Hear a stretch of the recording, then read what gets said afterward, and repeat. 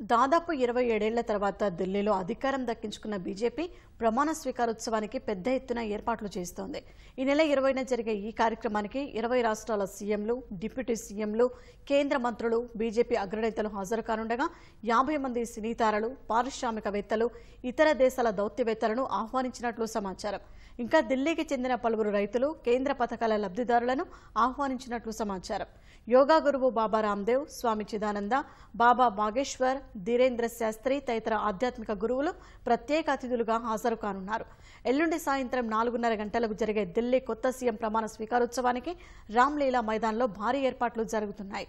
ఢిల్లీలోని 70 శాసనసభ స్థానాలకు ఈ నెల 5న పోలింగ్ జరగగా 48 స్థానాల్లో బీజేపీ గెలుపొందింది. 22 స్థానాలలో ఆప్ అధికారం కోల్పోయింది. సీఎం రేసులో మాజీ సీఎం సాహిబ్ సింగ్ వర్మ కుమారుడు పర్వేష్ వర్మ పేరు ప్రముఖంగా వినిపిస్తోంది. ఆమ్ ఆద్మీ పార్టీ అధినేత కేజ్రీవాల్పై ఈయన విజయం సాధించారు. రేపు సమావేశం కానున్న బీజేపీ శాసన సభాపక్షం ఢిల్లీ కొత్త సీఎంను ఎన్నుకోనుంది.